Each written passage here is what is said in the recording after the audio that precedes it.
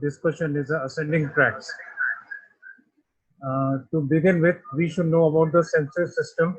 Sensory system is a part of the nervous system that consists of sensory receptors, neuronal pathways, somatosensory cortex. Sensory receptors, they are the receptors that receive the information or stimuli from the external and internal environment. Neuronal pathway are the pathways which carries the information from the sensory receptors to the somatosensory cortex. So somatosensory cortex is a part of the cortex that understands the stimulus and act accordingly, sends to the information to the motor cortex. Before going to the main topic, we should know about this. What is sensation? Sensation is when the sensory information reaches to the consciousness. It is called a sensation. And when this sensation, the ability of understanding this sensation and awareness is called as by an individual is called as perception.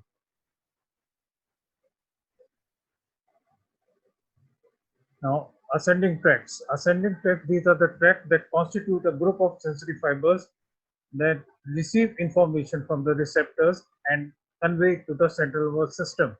Before going to the types of tracts, we should understand that this is the TS of the spinal cord. It contains a dorsal horn and ventral horn and lateral horn. This is the gray matter. The dorsal horn is always sensory, ventral horn is always motor, and lateral horn is concerned with the autonomic nervous system. And these tracts they passes from into the through the white column. This is a white column. This is and this is dorsal white column. This is what you call as lateral white column, and this is anterior white column. Now the tracts present in the dorsal column are called as dorsal column tract. These includes fasciculus gracilis, fasciculus spinatus, and tracts in the lateral column, lateral white column are lateral spinothalamic tract, dorsal spinocerebellar tract, and ventral spinocerebellar tract. The tract in the anterior white column, or also known as ventral white column, is ventral spinothalamic tract. Here we can see in the diagram, this is a dorsal white column. This contains the fibers going up, that is fasciculus gracilis and fasciculus spinatus. This is dorsal posterior column tracts. And in the dorsal portion also, the or lateral white column, the tract present is dorsal spinocerebellar tract and ventral spinocerebellar tract and lateral spinothalamic tract. These are the tracts present in the lateral white column. Now, anterior white column, the tract present is anterior spinothalamic tract, also known as ventral spinothalamic tract. To move with the dorsal spinothalamic tract, we know about the dorsal column tract. This includes the fasciculus gracilis and fasciculus spinatus. These are two types of fasciculus. The fasciculus gracilis receives the fibers from lower half of the body, and fasciculus spinatus receive fibers from the upper part of the body. That's why the arrangement of the fibers, where fibers coming to this portion from sacral and lumbar area, they are pushed medially by the fibers of cuneus that comes from cervical and thoracic region. Here we can see the dorsal column tract.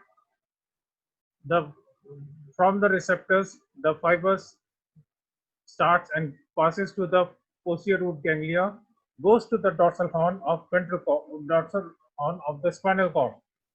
As we have already discussed, that the dorsal horn is a sensory horn. So the fibers from the receptor they go passes from the dorsal root ganglia and ends up in the posterior horn. And now from the posterior horn, the fibers they passes into the white column from here onwards.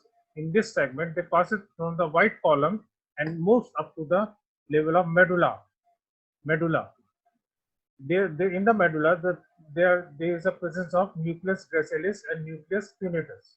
They are the nucleus present accordingly, and these fibers from the dorsal horn they passes into the white column immediately, and they move upward to the nucleus gracilis and nucleus spinatus.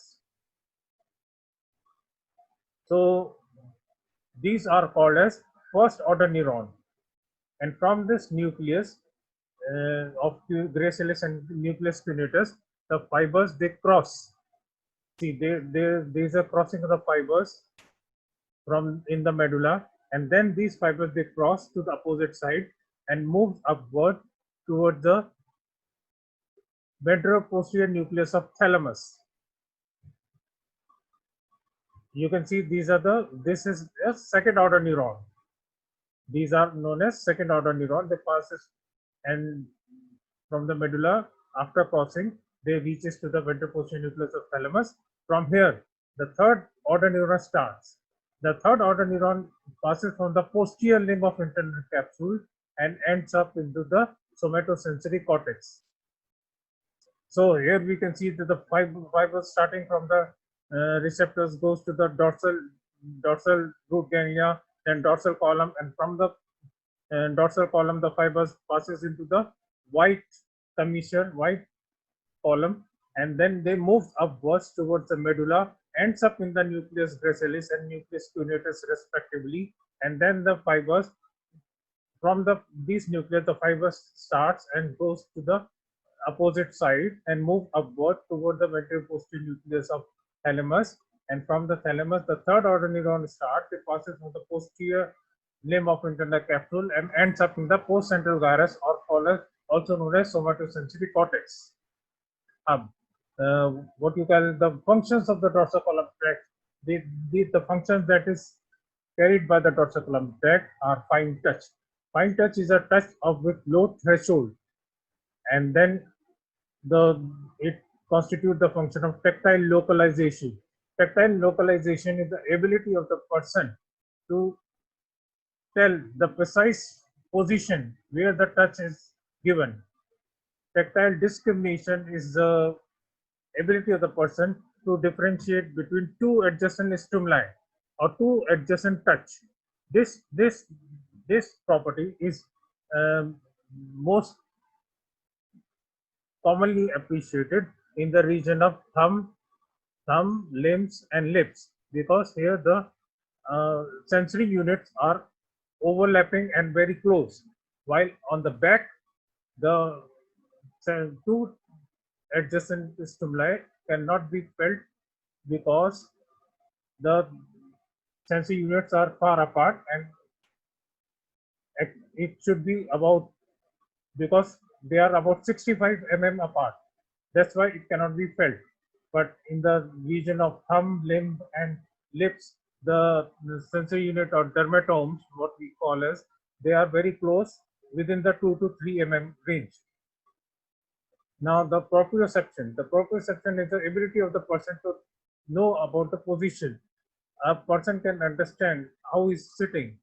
Suppose if a person with closed eyes and we try to give right hand into some position, then and ask him to do the same position to the left arm, he will be able to do, because he can understand the position. The proprioceptors can be, in this cases, muscle spindle, Golgi tendon organ, and that are responsible for proprioception. Vibration cells can be identified in a person if we put a vibrating tuning fork on the bone. Then the sense of vibration can be felt. Usually the vibration sense is felt mostly on the bones. Then the feature shown by the sensation carried by the dorsal column is stereognosis. Stereognosis is the ability. Stereognosis is the ability of the what you call subject to understand, or ability to tell about the substances which is familiar to him with his eyes closed, or ability of a person to know about can tell about the familiar objects with his eyes closed, such as coin, pencil. If it's given into the hand of a subject, he is able to diagnose, or he is able to tell whether it is a what you call pencil, a pen, etc. Now we move to the lateral spinothalamic tract. We move lateral spinothalamic tract is a tract which carries the information of pain and temperature. So the receptors here are naked nerve endings, and from here there are two types of fibers which carries the pain. It's A delta fibers and C fibers. From here we can see that the first order neuron starts from the receptor, passes to the dorsal root ganglia, reaches to the dorsal horn. That is, we have already discussed it is a sensory. And from here, dorsal root, the fibers cross the spinal cord through the gray matter and reaches to the lateral white column, lateral white commissure or lateral white column. And from here, these fibers they cross immediately in the same segment, or few fibers may cross in the upper segment also, but the or most of the fibers they cross and reaches to the lateral white commissure and moves upward into the through the medulla and reaches to the ventripostrial nucleus of thalamus.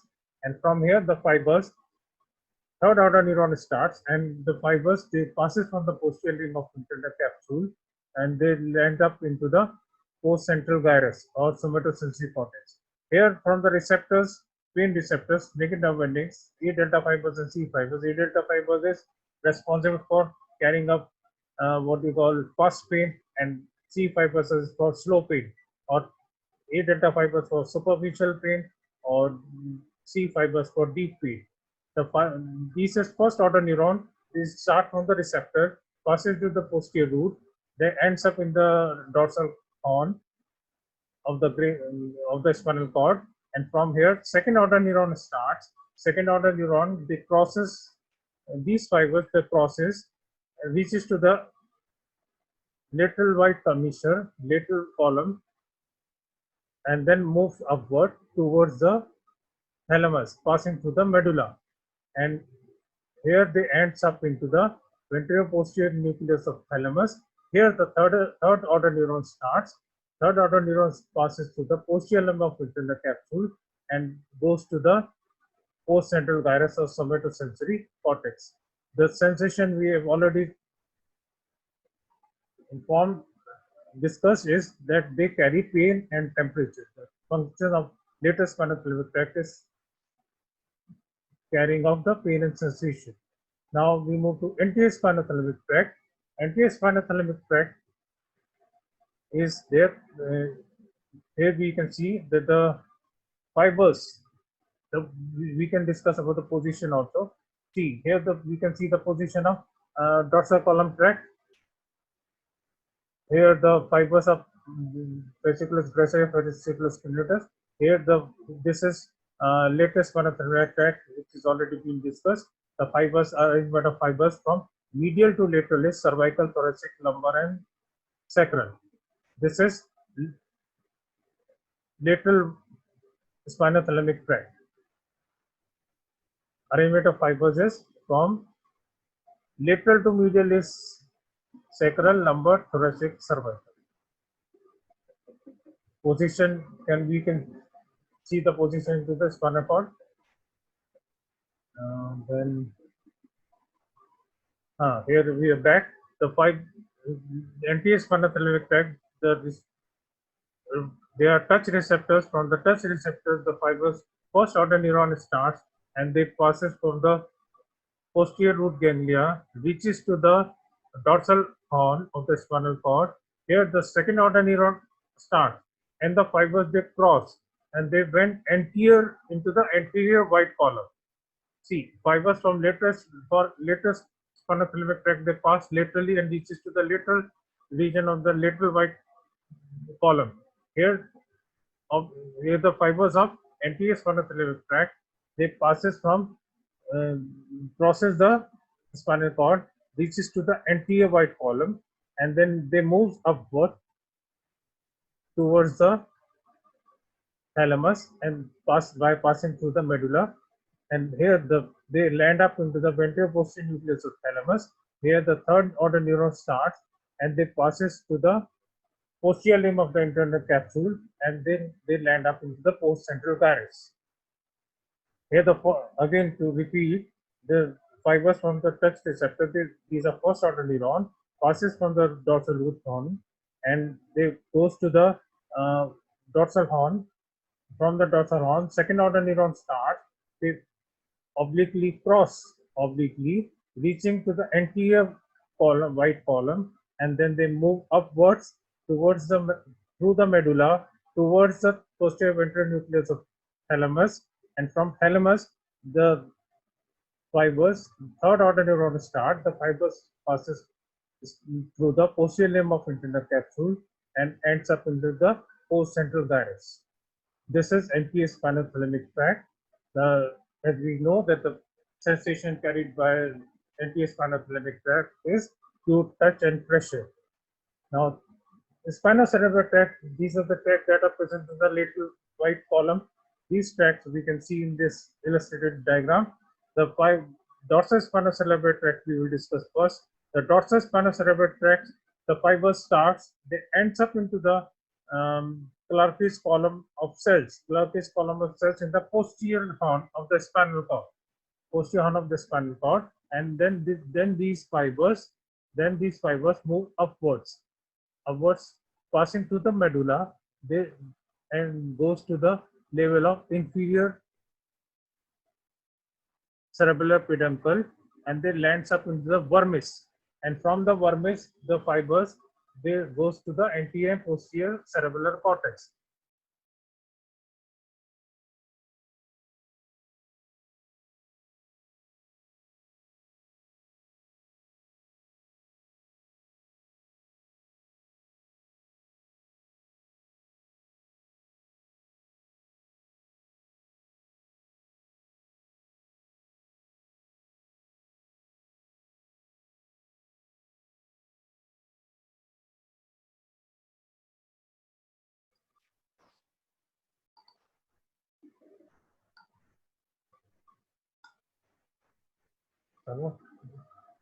Okay.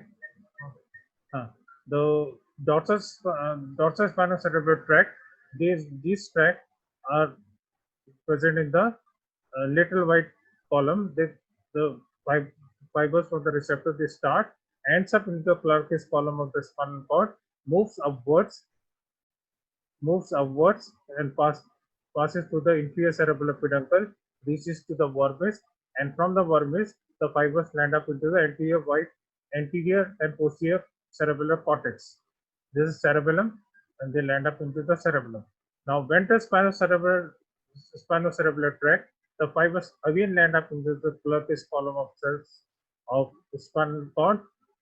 Then the fibers move upwards to passes through the medulla, and these fibers goes up to the level of the red nucleus, and then they passes from the superior cerebellar peduncle, ends up in the vermis, and from the vermis the fibers and lands up into the anterior and posterior cerebellar cortex. This is again to be repeated that the ventral spinocerebellar tract, the fibers from the receptors, they passes through the Clarke's column of cells, moves upwards passes through the medulla, reaches up to the level of red nucleus, and then they passes through the superior cerebellar peduncle and lands up in the vermis. From the vermis, the fiber starts and reaches to the anterior posterior cerebellar cortex. The functions of dorsal when ventral spinocerebellar tract are that they carry unconscious kinesthetic impulses to the cerebellum, which are essential for the regulation of body posture. So these are concerned with the regulation of body posture, and the role of cerebellum is important in the case of maintaining the body posture. Now we are going to discuss about the somatosensory cortex of postcentral gyrus. They are divided into two parts: primary sensory area, also known as S1, and secondary sensory area, also known as S2. Primary somatosensory area is located in the postcentral gyrus, and postcentral gyrus contain Broadspan area 312. Here we can see. See, this is a central circus, and posterior to it, is postcentral gyrus. Postcentral gyrus, this is anterior side of the cerebrum, and this is posterior side of cerebrum, and this is central sulcus, and the posterior to the towards the posterior side, this is postcentral gyrus, having a Brodmann's area 312. 312 is a sensory postcentral gyrus or sensory cortex. Now, those fibers that are fibers, we have seen that all the fibers that end up in thalamus. All the tracts, all the sensory tract fibers, they end up in the thalamus. And from the thalamus, the projection is such that the body is represented upside down. That is inverted representation with the legs on the top and head at the foot of the gyrus. Here we can see the representation of in this area 312. This is S1 area. S1 area is post. This is central sulcus.